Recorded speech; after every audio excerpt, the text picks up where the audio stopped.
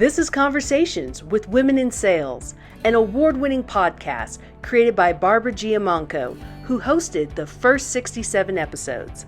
Listen to interviews with amazing women about their journeys in their sales careers, often discussing sales leadership tips, ideas, and strategies. We aim to inspire women to consider a sales career and for some women to grow into sales leadership. Men, we appreciate your allyship. And now, your host, Alli Richardson. Big shout out to our official sponsor, Reprise, the leading full funnel, product-led growth platform. With Reprise, your sales team creates, presents, and shares product demos, perfectly customized for each step of your sales motion. Go to getreprise.com/womenInSales to try for free today. I'm really excited today. I'm here with Alli Rizacos of Alli Rizacos Coaching, and she is an Imposter Syndrome coach. So welcome, Alli. It's really great to talk with you today. Thank you for having me. Yeah, I like to talk with our guests about, going back kind of the beginning of your adult life when you got out of university. Mm-hmm. What did you think you were going to do? Well, so I was not one of those 17-year-olds or 16-year-olds that knew what they wanted, right? And I think I'm in the majority there.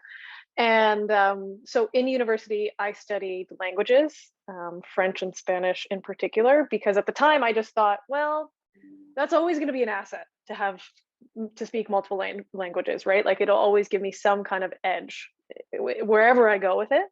That was my thought process, but otherwise I was no clue.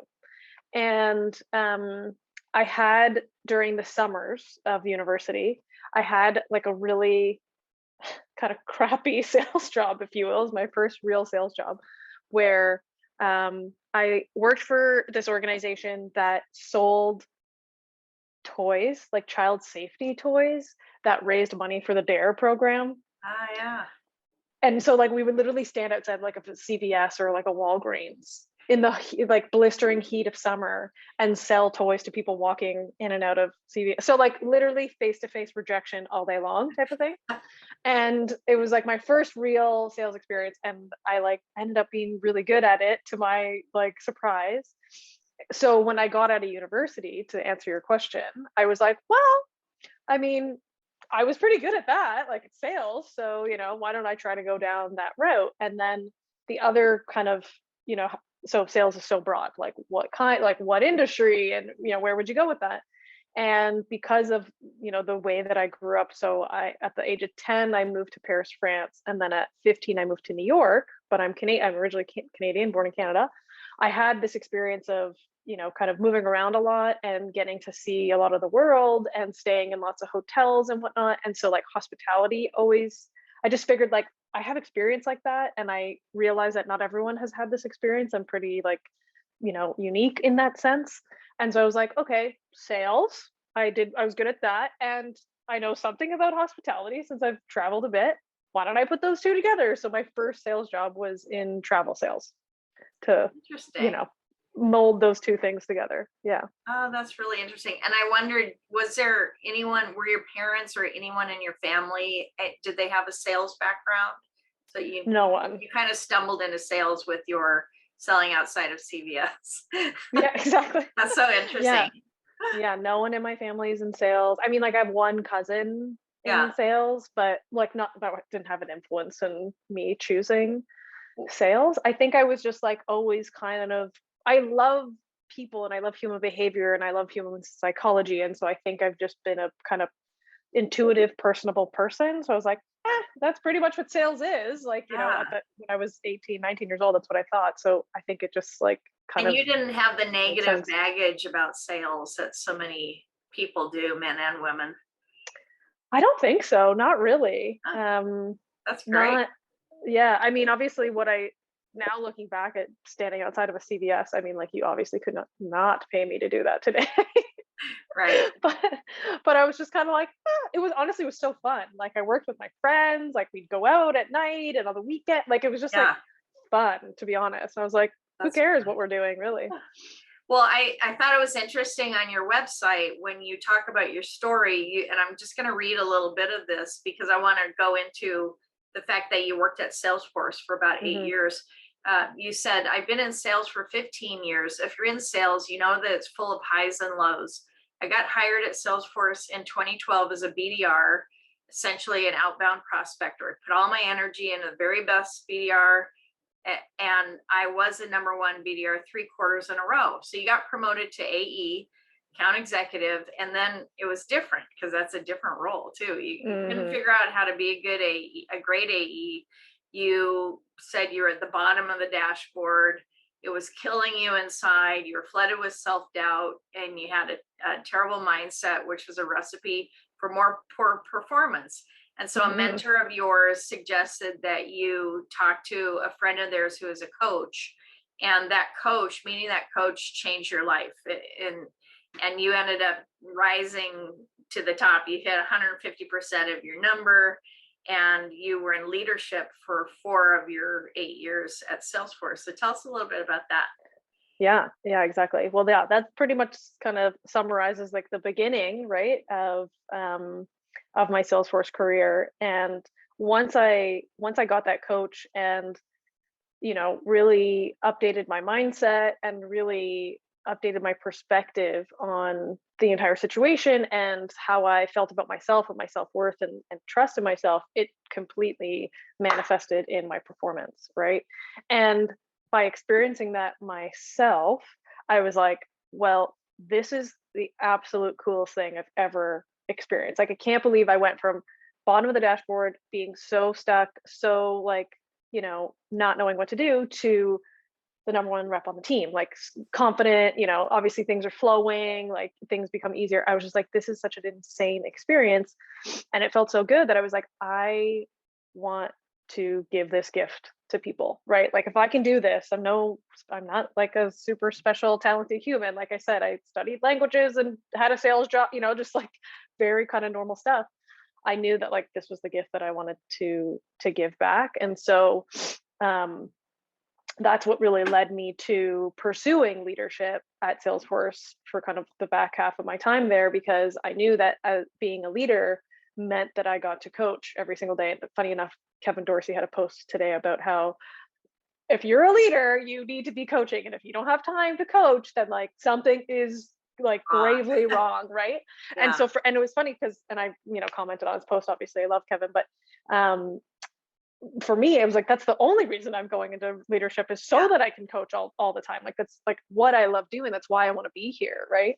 And it was actually kind of the other stuff. I talk about this in some of my workshops and whatnot. It was like the other stuff that brought on the imposter syndrome, right? Like the meeting your $7 million quota goal, and like all these metrics and these forecasting meetings. And I'm just like, wow, this is like not the part that I love about this job, right? Yeah. It's the ticket, you got to pay the entry fee, right?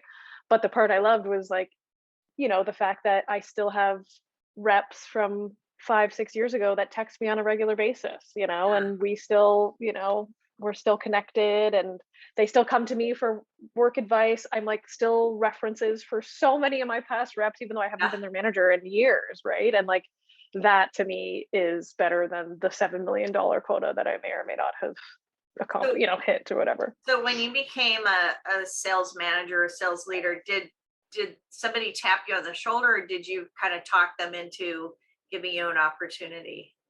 Yeah, no, I definitely was like full court press on getting a leadership role. And, there's kind of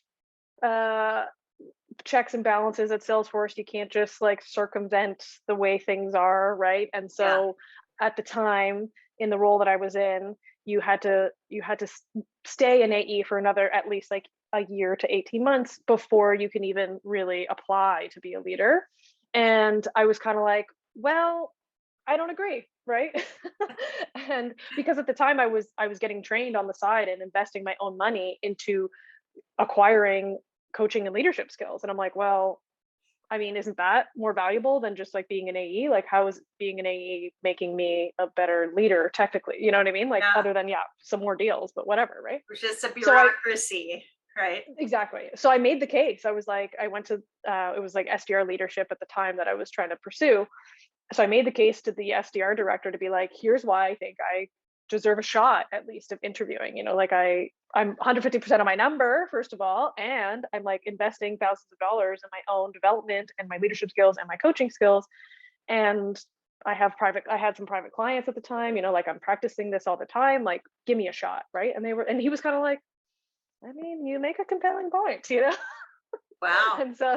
and so he gave me a shot, but I didn't get the role in the end. And funny enough, the person who did get the role definitely deserved it. He had more experience and whatnot, and he's like gone off to be like wildly successful.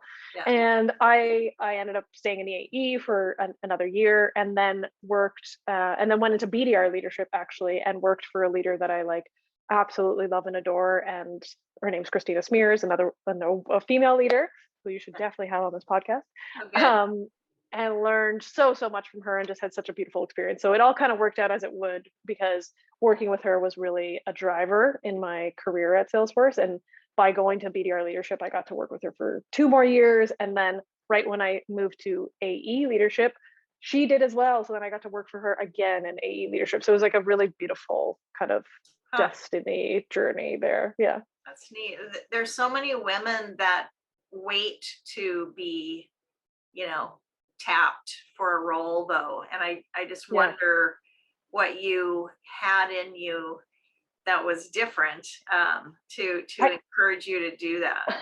I mean, like, obviously the coach is going to say it's coaching. That's pretty easy for me to say, but it honestly was like, if I had not had that experience getting coaching, right, and really coming into my own of like feeling this trust in myself, feeling this confidence in myself, I would have never pursued that, that SDR director, and told, just kind of flat out was like, I don't agree. Like, and here's why, and here's what I'm doing about it. Like, I'm investing in myself. Like, how are you not going to see how this is different than someone just who's like following the path, not investing in any of their like development, and just like timing, you know what I mean? Like, how is that better? Like, help me understand. And he couldn't, like, he was like, yeah, I guess you're kind of right. You know what I mean? Important point. That's such an important point.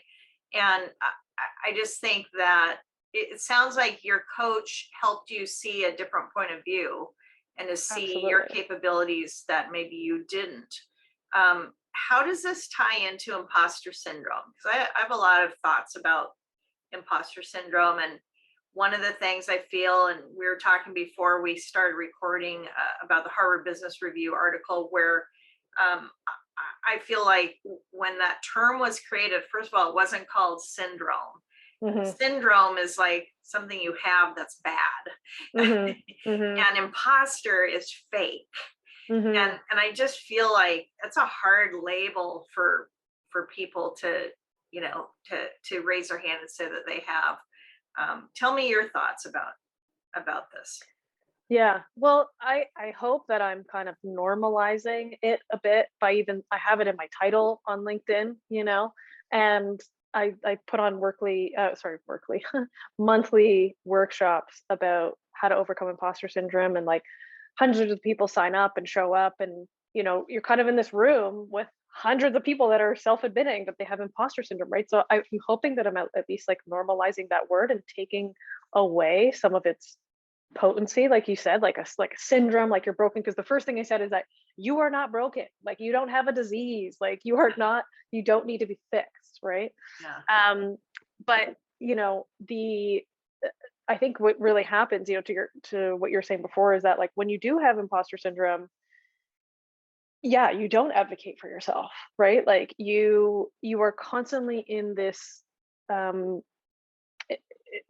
you feel this need to constantly be proving yourself, right?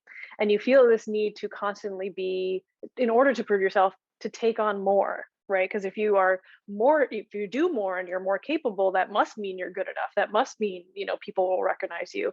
And so, to your point of how did I have this kind of courage to advocate for myself and speak up for myself, having a coach where, they really helped me honor my own, self-trust and self-worth and confidence.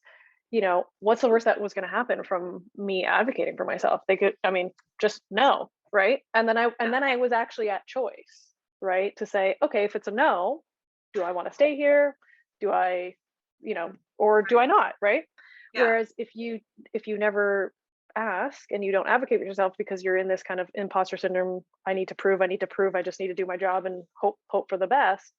Yeah, you're kind of not at choice. And so that's another big piece that I really help my clients get to, is like, you are always at choice and there are so many options, because everyone comes to me and they're like, I feel stuck, right? That's the biggest thing that they feel.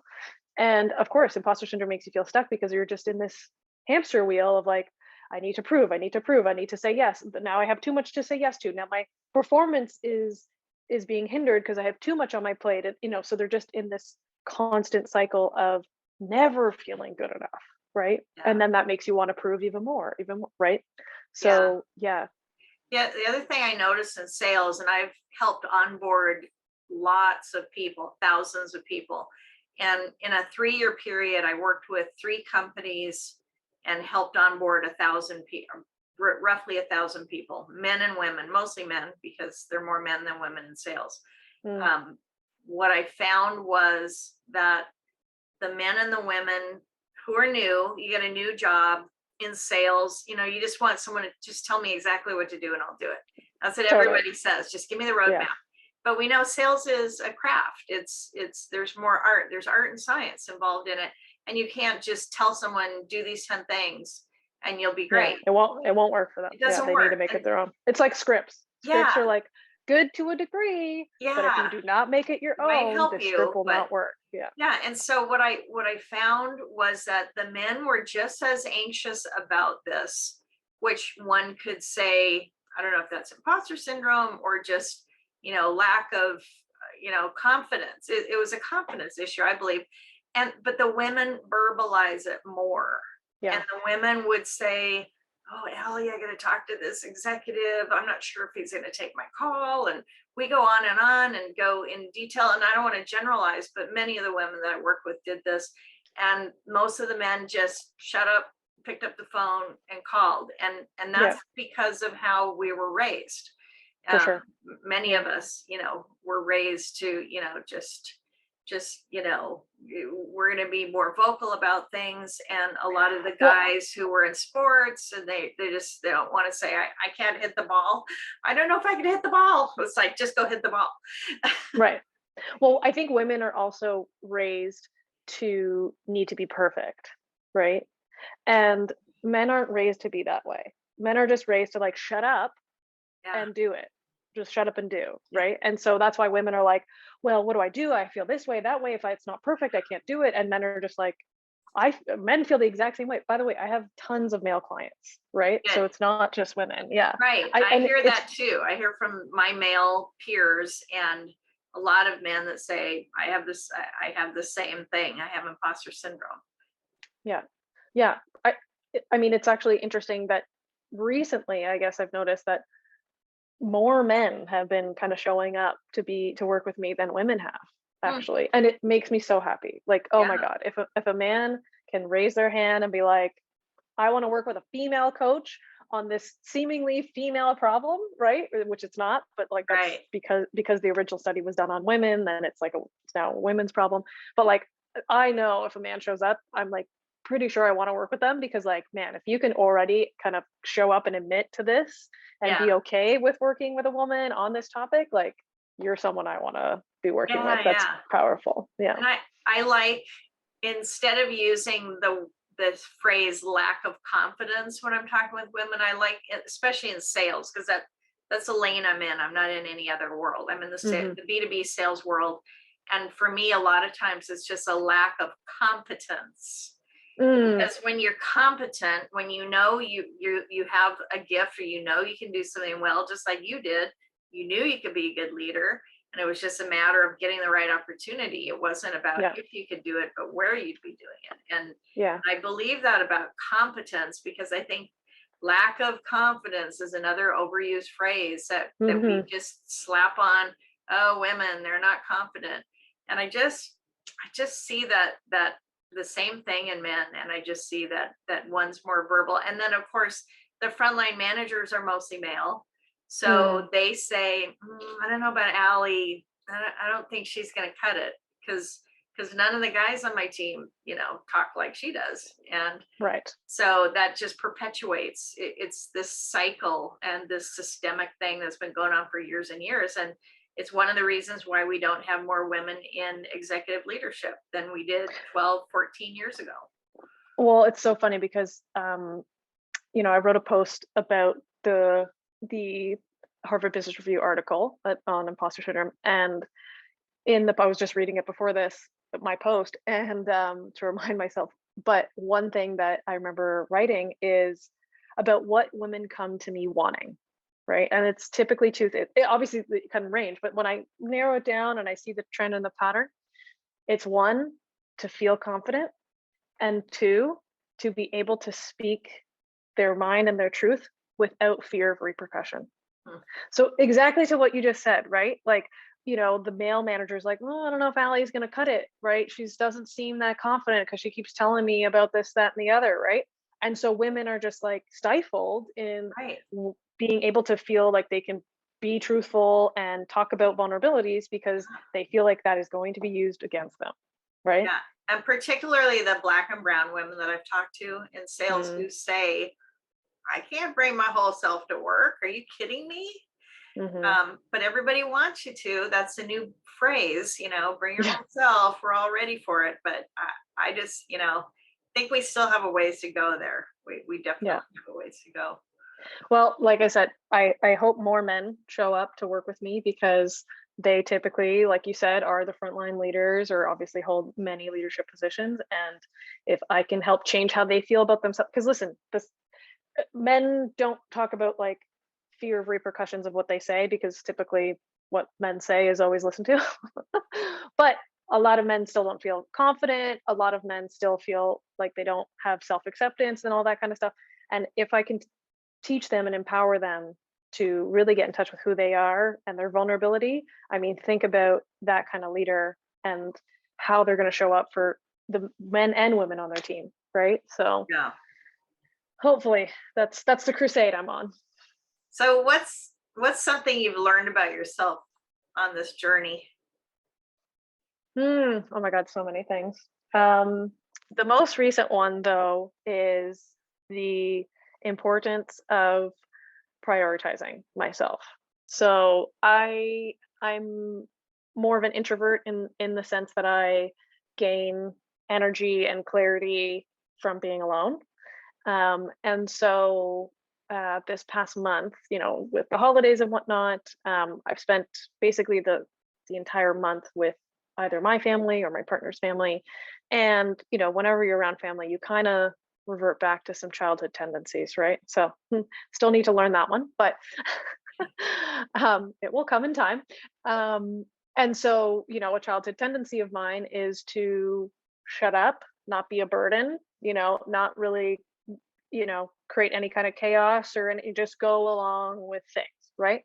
And so, I've been able to create some boundaries, and like one, for example, is working out's really important to me for my mental clarity, how I feel about myself, my health, all that kind of stuff. So my family knows that. I've been doing it for long enough that they're like, yeah, okay, she's going to work out every day. So we know that we're not going to like try to be like plan something or at the time that she typically works out. So I still had that, but that was like an hour in the morning. Yeah. The rest of the day, it felt like I was always at their kind of mercy of what they wanted to do, even if I didn't want to do that thing or whatever, right? And so that was about a month, and the repercussions that happen is so apparent for me. Like, I stopped listening to as many podcasts. I stopped reading. Like, I stopped like nourishing my mind. Everything just starts to kind of fall apart. I don't feel connected to myself. Like my content doesn't flow because I don't feel inspired. Like, you know what I mean? Like everything just starts to fall apart. And who I am right now is my business, right? I mean, people want to work with me personally because of who I am and what I represent and my life and whatnot. You have to take care of yourself. Yeah. And it 100% directly flows into my business, right? Like I'll notice that I don't get as many leads, or like, just things start to break down. And so what I've learned about myself is I obviously still have some boundary issues and I need to be able to ask for what I need and really set those boundaries more clearly. Because last week we got our own condo. We've had some distance from family, and oh my God, just like what an amazing week. You and I scheduled this podcast. I scheduled some other podcasts for the week, got a bunch of leads, signed on a new client, like all this stuff just started to happen. And I just felt so connected to myself and so clear, and why this is important is because so many of my clients come to me and, they state problems like, oh, confidence and this sort of thing. But actually, that's just a symptom, right? The actual core problem sometime or challenge is the fact that they don't prioritize themselves. And so they're prioritizing everyone else in their life, and there's no room for them. And so they're just surviving, right? And they feel stuck because they don't know how to get out of that survival, mode, and they don't know how to prioritize themselves. It feels selfish and all this kind of stuff. And so, having my own experience of this, I knew that. I've always known this, but now having this recent experience, it's top of mind. It reinforces so much more how important it is for everyone to really know how to prioritize themselves correctly in a way that's obviously, you can still have relationships and all that kind of stuff, but in a way that is in service of you, right? Because if you feel good and your energy is good, it benefits everyone in your life, right? Yeah. When you feel shitty and you're not, you're bringing that energy everywhere you go, and that's hurting everyone in your life, right? Yeah. So that's something recently that I've learned about myself. I mean, there's plenty more, but if you want the lessons, I have a weekly newsletter about all the lessons that I'm learning. So excellent. So we can sign up for that. What advice would you give a woman considering sales? I would say definitely consider it, right? Because I think a lot of women don't, because they find it scary, or they, don't want to be rejected, or it's very male dominated. I mean, it can be so fun and so lucrative. And for me, predominantly what it was a master's in psychology, really, right? I remember when I was, a leader and hiring people, whenever I saw someone study psychology in university, I was always like, it's going to be a good one, because sales is just people. How you understand people is all that sales is. And so, for women that are afraid, or they think it's like too aggressive, or they don't want to like sell something that they don't believe in, or like make people do things they don't want to do, you don't have to do any of those things, right? All you actually have to do is learn how. It's a secret that's been perpetuated for a long time, I think, so that women didn't infiltrate the exactly world. That's so all secrets out now. All the money that they could be making, right? So so it doesn't have to be about being skeezy and sleazy. It can be so beautiful, and it can be about literally understanding the human experience, because that's actually kind of what it all is about. Yeah, and it's all translatable into your life, which I my God, everything I've learned in sales helped me raise a child, helped me with my relatives, helped me with family and everybody. It's the greatest self-development you'll ever go through, honestly. It is. It's amazing. That's why I suggest women do it for 2 years. You don't have to do it forever, but do it at least a couple of years, more than 1 year, because 1 year may not be a good experience. You need a trend. Sales can be hard. You want to get the right situation. So give it a couple of years. Something I saw on your website, you said visualize for greatness, which I think is a really great phrase. And it brings me to the last question, which is there a podcast or book or something that you would recommend to our audience to read or listen to? By a woman? Yeah, preferably. Yes. So Brene Brown is my girl. So I haven't read her most current book, so I can't recommend it yet. I'm sure it's going to be amazing. But I would say read The Gifts of Imperfection by Brene Brown. So much good, juicy stuff in there. And then her podcast, she has 2. So one's called Dare to Lead, which is more about around leadership. So if you're wanting to get into leadership, or you are a leader, that's a good one. And then she has one called Unlocking Us, and also with amazing guests. I mean, like I said, she had we said this before the podcast, but she did an episode with the two authors of the Harvard Business Review article on imposter syndrome. So that's a really good episode to watch as well. That's great. I'm going to check that one out. Alli Rizacos, thank you so much. We can find you at Alli, is it allirizakos.com or Alli Yep. Rizacos? Yeah. Exactly. Yep. Perfect. Or on LinkedIn. People can reach out to you on LinkedIn. Yep. All right. Well, thank you. We'll be Alli watching. I'll be looking at the things you're sharing, and I'm so happy to have you working in this space and helping so many people to be more confident and to be more of their whole self. It's really wonderful. We need it in professional selling. So thanks so much, Laurie. Thanks for listening to this episode of Conversations with Women in Sales. You can find all of our episodes at womensalespros.com/podcast. Help us spread the word, and let's change the face of B2B sales.